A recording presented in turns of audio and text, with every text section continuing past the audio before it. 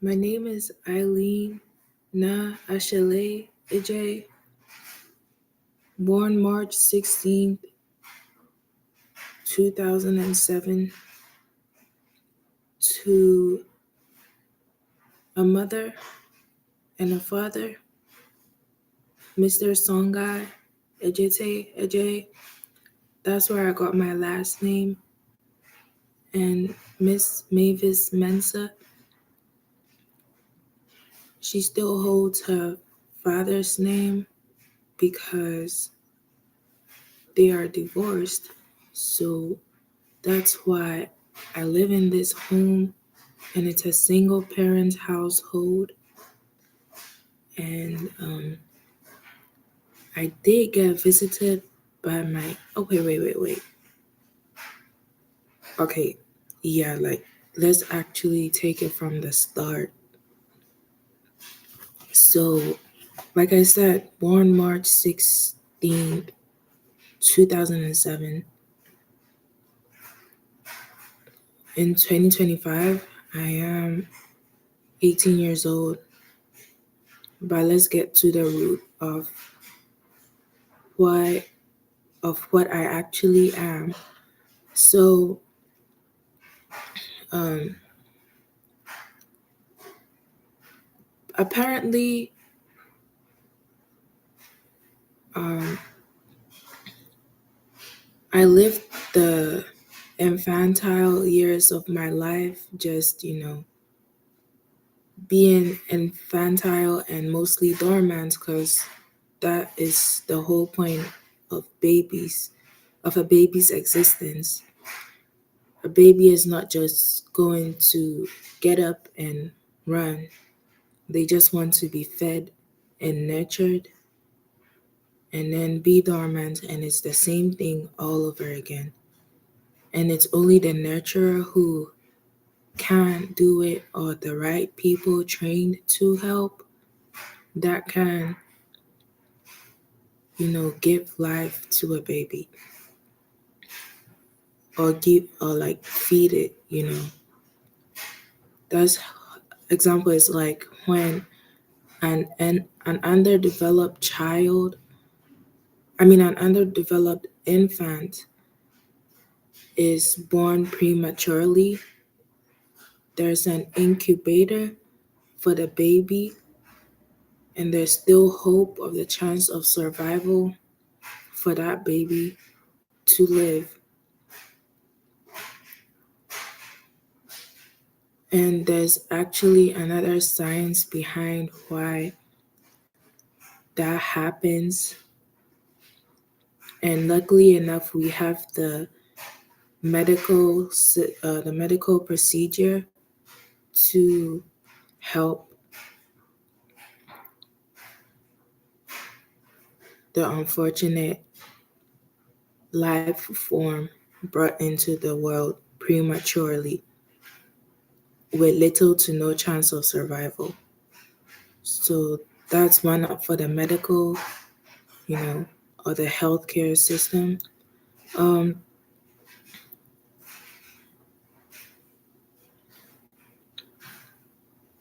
so yeah, I don't remember about my um most things about my infantile stage. I don't even remember what I looked like as a baby, unless it was shown to me through pictures.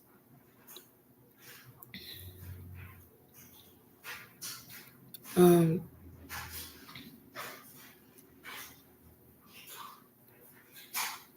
well, I can remember a little bit of my childhood, my childlike stages when I was practically 5 or 6 years old. I was, um,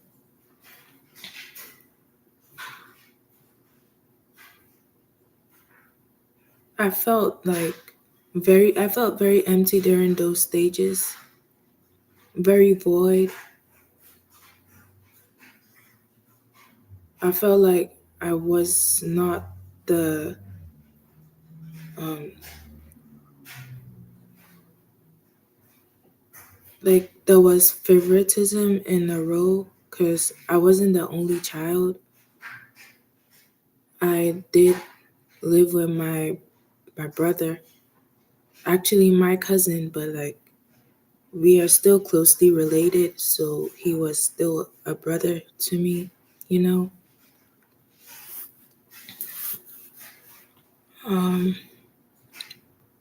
yeah, I remember I was very void up until mm, before kindergarten. I remember I was at the playground. I was getting more lively when I was at school because I was, interacting with other kids my age. They were all nice.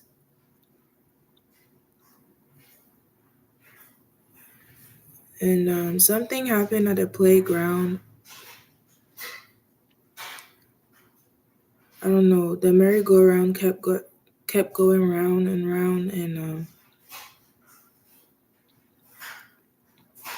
it felt like I was pushed to just go towards it more, and I got hit in the nose. When I did not feel anything. I just felt slowly a rush of blood through my nose, just like straight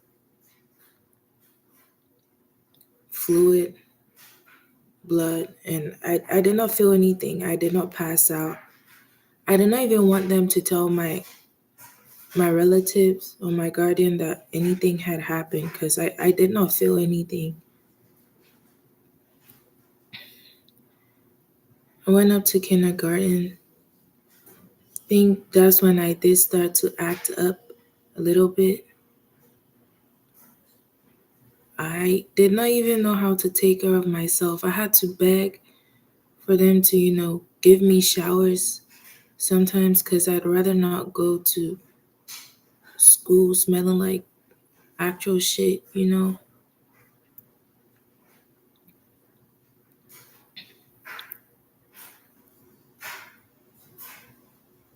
First grade is when I was the most like into the other, um, was it the other sex? Probably because of the media I consumed. I started to develop crushes and stuff.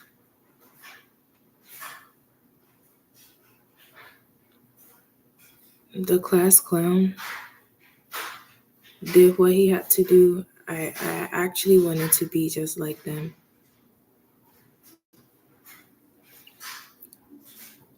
I had so many crushes throughout, and just being in the boyhood. I mean, instead of being with the girls, I, I mostly find myself, playing football with the boys or like play fighting and all that. And then I realized that I actually have to tap into my femininity because I'm not a boy. I actually identify as a female. So I did. I left them and I tapped into my femininity because it will come to my advantage later on. I played with the girls. They felt safe around me. Never did anything to make them feel uncomfortable.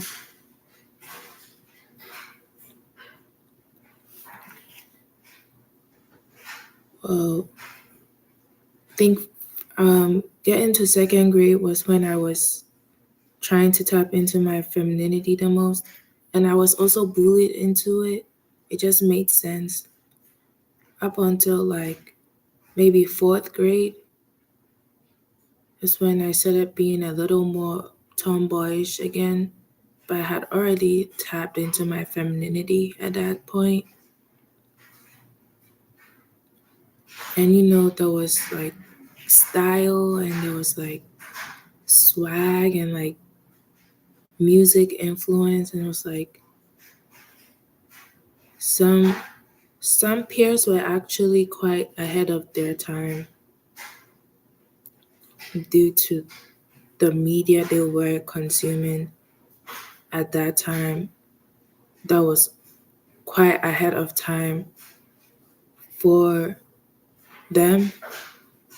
Unfortunately, I did not have cable TV. I just had my music though, and I eventually did get a phone or get gifted tablets or iPads because at that time it was okay for a kid to have like tablets and iPads. And then when I got a little bit older, like maybe my tween stage, that's when I was like, fine, I think I need a phone. Or that's when you're gifted a phone.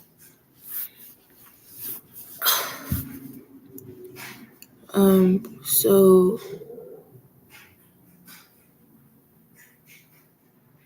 I found myself destroying my gadgets, not on purpose, but I just did. I remember one of the iPads that got gifted to me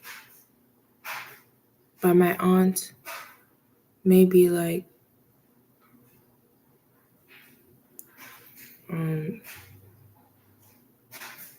fourth, fifth grade, maybe.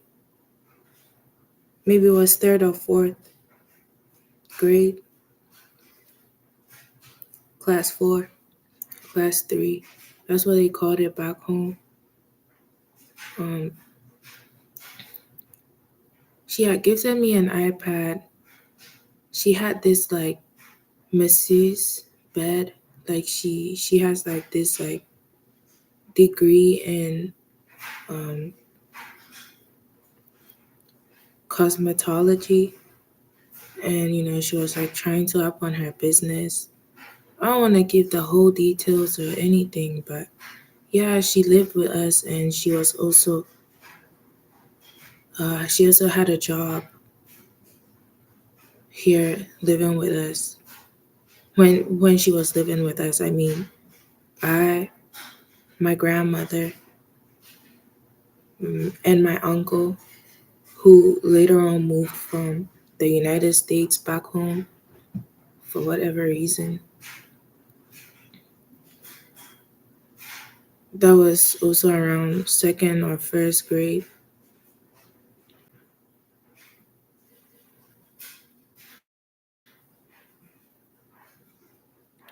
Yeah, my connection was unstable for a minute, but yeah. Um,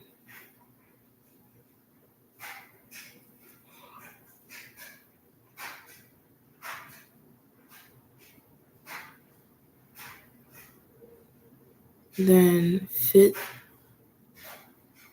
well, let's hop on to like fifth grade. Yeah, I was actually bullied quite often, but at the same time, I still was like known in school. It wasn't really a big deal to me. Like sometimes it would really hurt, like not getting invited to certain functions, like just certain parties and stuff. Because it gets boring actually just seeing functions during math all the time. I didn't really like school much, but I knew I just had to get my education and broaden my horizon, broaden and expand my brain, you know. how my brain processes stuff, because that's what school was for. Um, I remember I had times where I was like, I wish I could just do school at home instead of actually going in the building. Then COVID happened. It was my 13th birthday. There was one more class left. I think they were my seniors, and they had to, you know, they actually had to study and focus in class before they went back to uh, their their houses for the COVID that was going on, the lockdown. I was actually so happy about the lockdown. I had gotten 2 birthday cakes. Actually, it seems really greedy. I was like, you know what? I wish I could have shared it with the whole neighborhood, but I didn't know how. Plus, I just ate my feelings up when I had the cake because it was my birthday.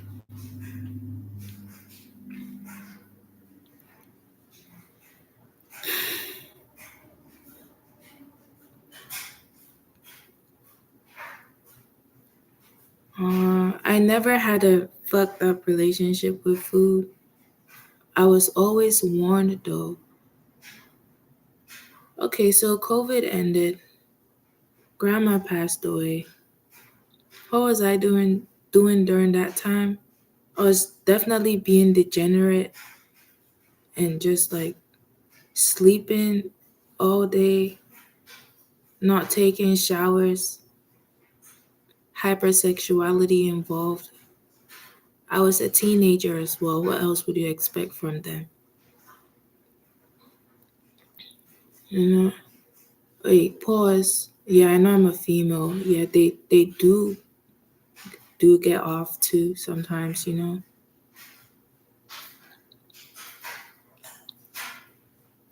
COVID happened. It felt like forever actually at some point. I actually wanted some social interaction. I did not immediately just go up to United States. School got back in session. Everyone saw me and they were like, oh my gosh, she's gotten so fucking huge. I was like, you know what? It's true. But they should just focus on my ass because it got really fat around that time, dude.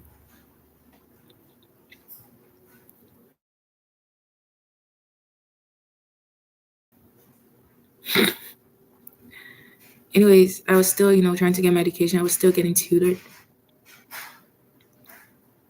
Sometimes when like homework got too difficult, I would actually like help give out answers because it just got that difficult. Like, have no idea of what the teacher has put down in the curriculum, but we were just supposed to figure it out somehow.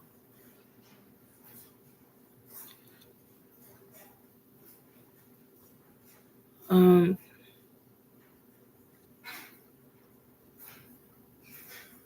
so yeah, days went by and grandma started feeling ill. I don't know if it's because she wasn't getting as much outside air as much, and there's always this thing where you just end up blaming yourself instead of the fact that she's of old age.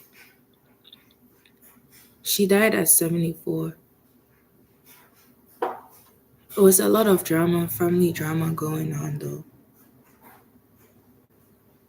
I wouldn't like to disclose that with anyone, but practically, it seems like I was more going towards my uncle and his wife's side more than I was with her. Maybe it was just because I was more in my youth and I wanted to be with a more youthful person.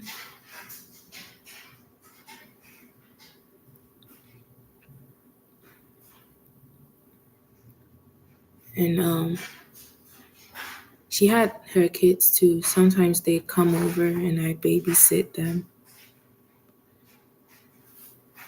Um,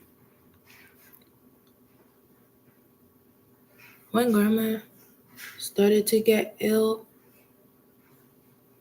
I was getting worried. Like sometimes I know I'd have these moments where I was like, gosh, I'm so tired of her. But she was still a very important role in my life, you know? I wish she could have lived longer because my mom did just keep talking about, hey, maybe at this certain point in life, we're gonna bring her up to the States whilst you're still going to school. She did pass away. I had had death groans and stuff. Left me slightly traumatized. I think that was my first encounter of an actual dead body. Um, I actually did want to cry. I tried to act strong. I got home and I still broke down because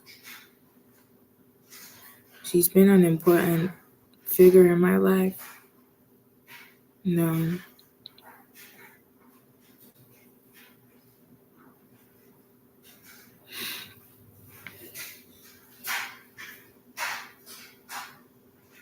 After she did, I was struggling in school and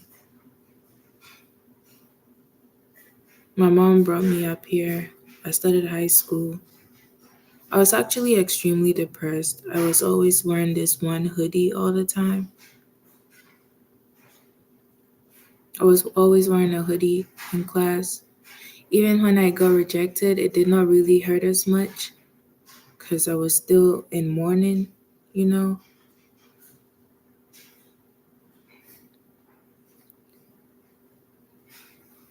Um, High school was okay. I started to, get, I started to laugh a little bit more and dress more brightly and even step back into my femininity because it was, teenhood. I wasn't like the hottest girl out there, but I always took inspiration from them. They're always pretty girls and stuff. I felt like I was pretty much a cute girl as well. Mom would get my hair done. I think I worked a little bit at the hair salon as well because I was pretty good with doing hair. I was already learning that trade back at home.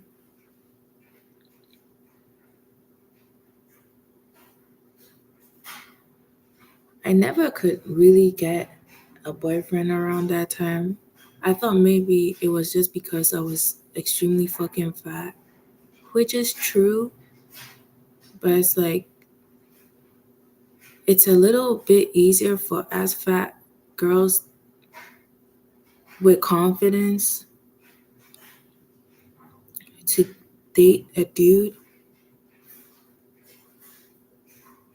Yeah, I was into all kinds of dudes.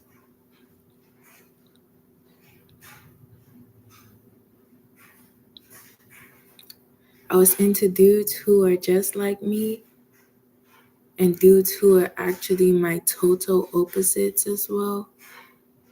Like sometimes I was even into dudes that would never bat an eye at me or they'd say he's like a fucking serial killer and stuff.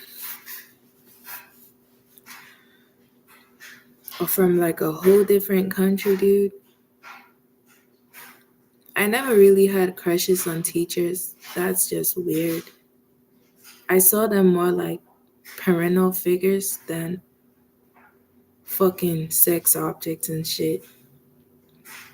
But I always liked my French class. That dude was really cool. He was fit. He was nice, dude.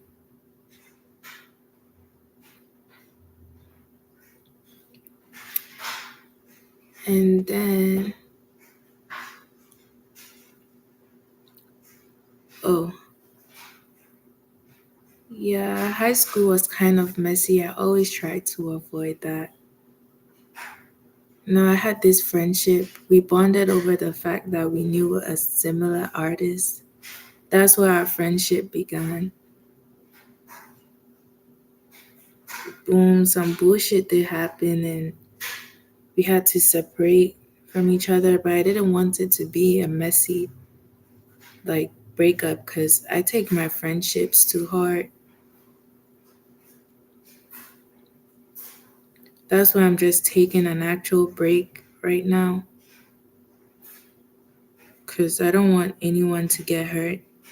I remember I have actually gotten hurt in certain friendships sometimes.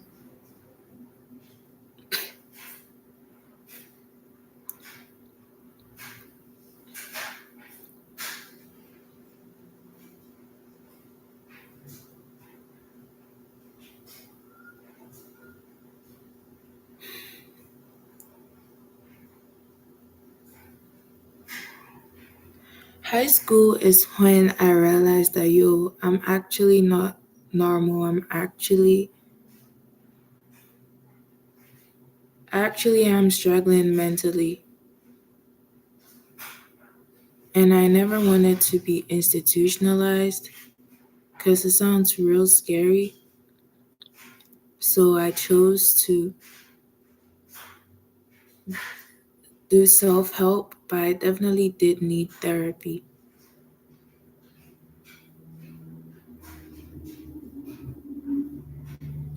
Right now, I feel like I do pretty good at a psych ward,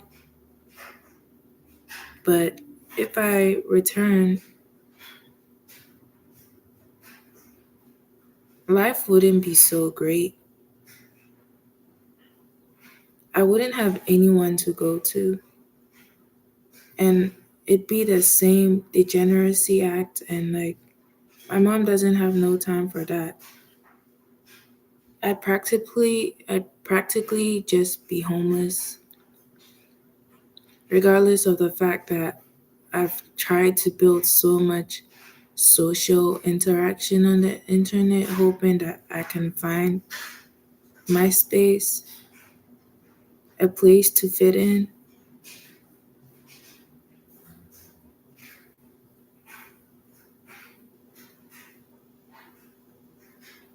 I think I quite gave up on that. Well, this is just reality. It's like it's getting to Halloween and shit. College has actually started right now, but I could not go. It just started a couple of days ago. I should be in class right now.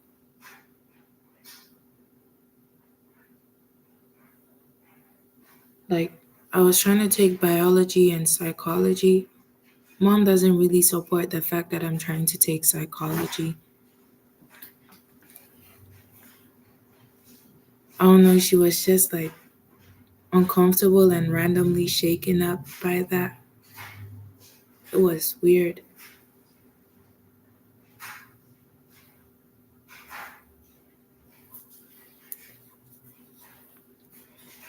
I actually wanted to get to understand the human emotion a little more than just um,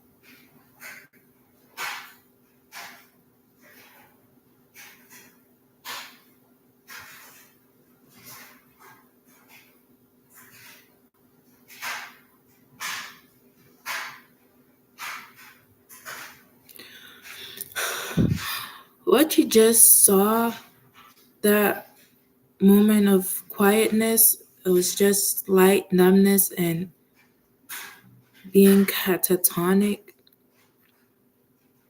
Mom actually taught me that vocabulary. She noticed it, but literally a couple of days after she kicked me out, and she, and I had gotten stuck up at my uncle's house and she had to come pick me up. She said, "No, you're not struggling with any mental illnesses." So it's like all this therapy and everything, it was just like for fun. So I don't understand why she would say that.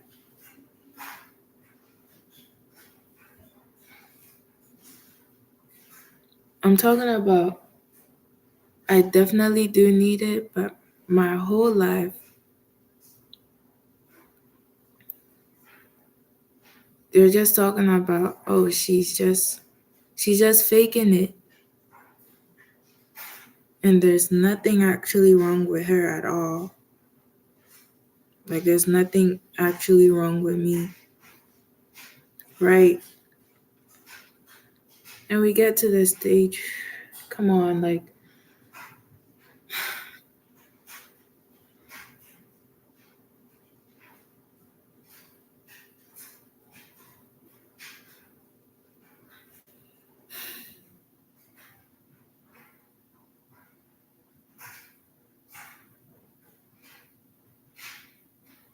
I was actually starting to get healthier and stuff at some point. Like, just walking, getting my steps in,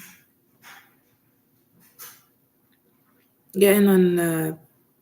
I know it's like a kind of event for every like teenager to experience this more like dysmorphic feelings with their body and like building up a pretty unhealthy relationship with food sometimes due to how you feel like you have to depict yourself a certain way. Like, yeah, I got on that unhealthy part of the internet and I tried to get back out. And I did fuck up myself slightly. And I'd still advocate and hope that people can be way healthier, because it's a very traumatic experience.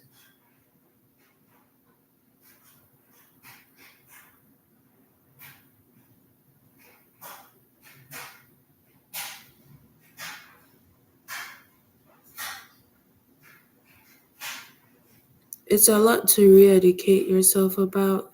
I definitely did not know about that.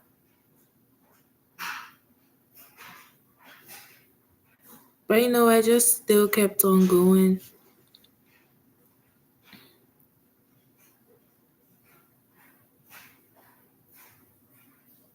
And I'm 18 now, and I guess sometimes you'd end up on the terrible side of the internet, and sometimes you would not. Sometimes you would, sometimes you would not. And after I had gone through all that, and then I later on got to the safe side to help me heal up. It's not like I don't care for my body.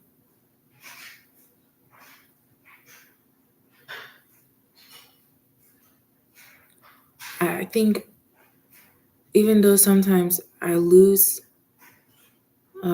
myself, I still remind myself that I should care for myself how I would care for other individuals.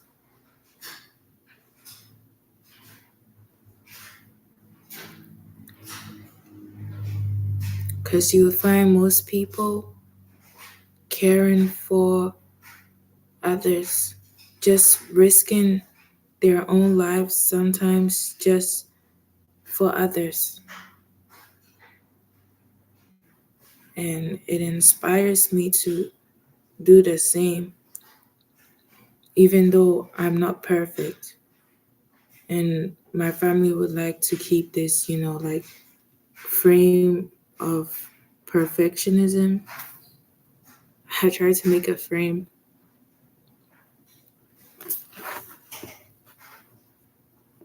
and I guess they're finally done.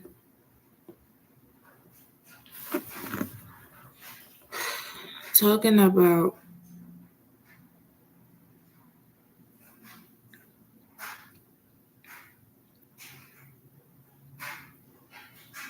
hey, you're in America now.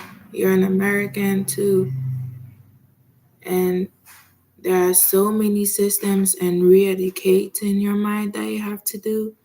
Not all Africans are chill with the fact that Black America exists, and then there's this racial inequality going on, and there's racism, and there's this and that. And the thing you should be doing to fight that is activism, or that re-education, like I said, or yeah, using a platform to your advantage and the advantage of others, and knowing that, hey,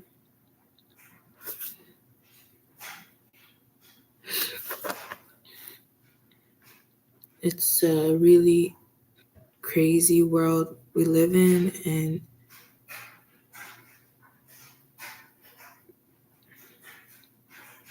I know I'm African, but I'm also viewing from the lenses of Black America, and it's just or just Black people in other countries as well. And it's just like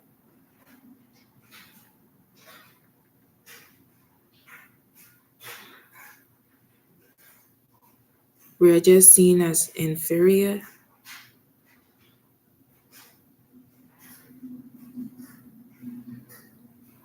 Black people are just seen as inferior, and the media only represents that, like, violence and all that. They don't show the actual wealthy side of Black people.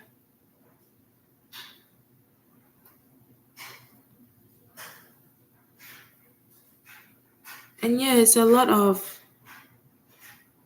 animalistic shit that they happen to our people,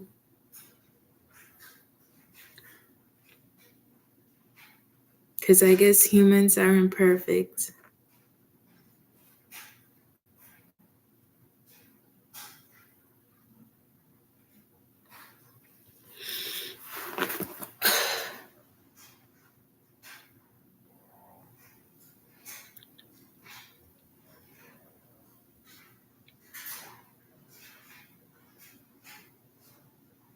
How would I cope with everything? By still trying to bring joy and just letting you know that, hey, I don't think I should really care. It's just certain things that you just have to brush off to the side, because people are just going to rage bait you, and it will benefit them feeding off your energy, whilst you see your slow descent into insanity yet again. I'm talking about a worst type of insanity, bro.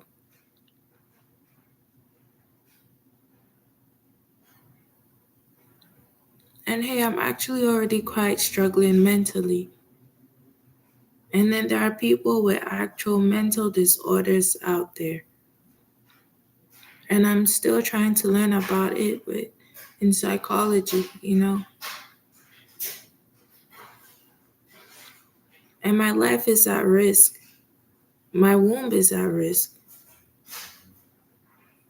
Because it just seems like, hey, yet again, here we have another social experiment, or like science experiment again.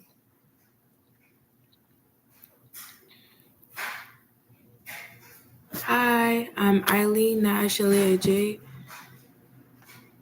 I'm 18 years old, originally Ghanaian, originally of Ghanaian descent, but I was born in this American system to an abusive, narcissistic father and a mother who had no choice but to get her papers that way.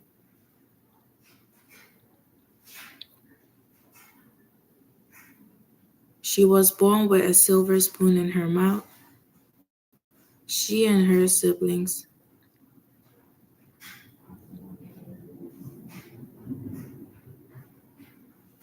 I don't know what happened along the path, but not everyone's family is perfect, and I'm unfortunately the black sheep, so I have to suffer the bearings of it. So, yeah.